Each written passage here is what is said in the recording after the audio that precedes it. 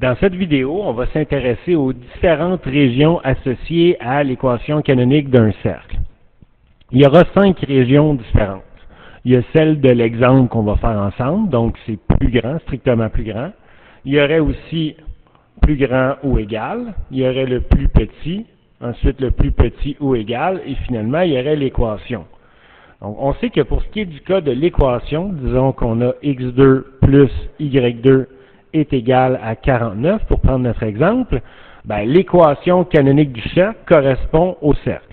Donc, si la question était quelle région est associée à cette équation-là, ben, on aurait uniquement à tracer ce cercle-là, centré à l'origine, qui possède un rayon qui correspond à la racine carrée de 49, donc à 7. Étant donné que l'équation canonique, c'est x2 plus y2 est égal à r à la 2, c'est comme ça qu'on définit que notre rayon ici est égal à 7 dans ce cas-ci bien particulier.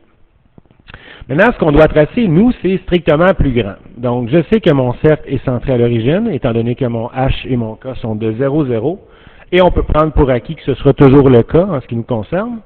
Donc, ce que je vais faire comme c'est centré à l'origine, on va aller se positionner nos axes centrés, comme ça ici.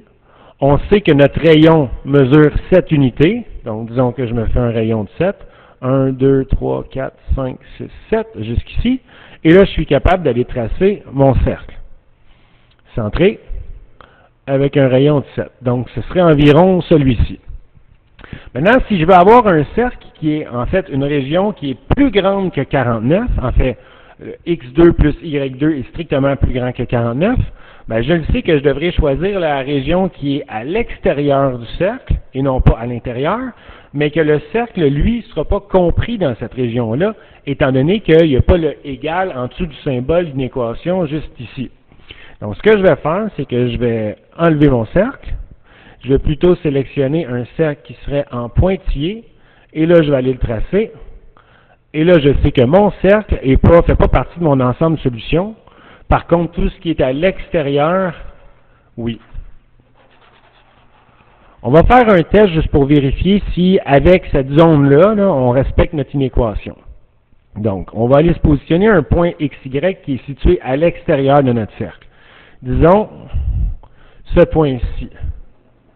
Les coordonnées de ce point-là, c'est 2, 4, 6, 8,1. Donc, c'est le point qui est en 8,1.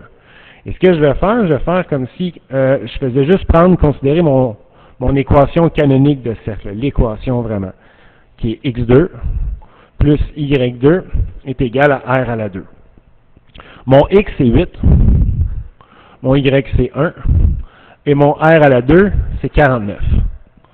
Donc 8 à la 2 donne 64, 1 à la 2 donne 1, donc 64 plus 1 donne 65. Est-ce que 65 est vraiment égal à 49? Non. 65, c'est plus grand que 49. Donc, je peux établir que ça ici, mon symbole d'une équation, qui est plus grand, correspond à, je vais juste aller chercher ici ce que j'avais au départ, donc correspond à ce que je voulais illustrer au début. Maintenant, si on s'intéresse aux autres cas possibles, donc là, on a vu le cas où c'était strictement plus grand. Deuxième cas, si c'est plus grand ou égal, bien, on aurait la même région extérieure ici à notre cercle, mais on aurait aussi tout le cercle serait compris dans mon ensemble de solutions, donc le trait serait plein. Ensuite, si c'est strictement inférieur, on devrait se trouver à l'intérieur du cercle, et le cercle devrait être en pointillé pour montrer qu'il ne fait pas partie de notre ensemble de solutions. Le cercle étant le égal, on se le rappelle. Ensuite, plus petit ou égal, bien, si c'est plus petit ou égal, c'est à l'intérieur du cercle, et le cercle serait compris, donc, en trait plein.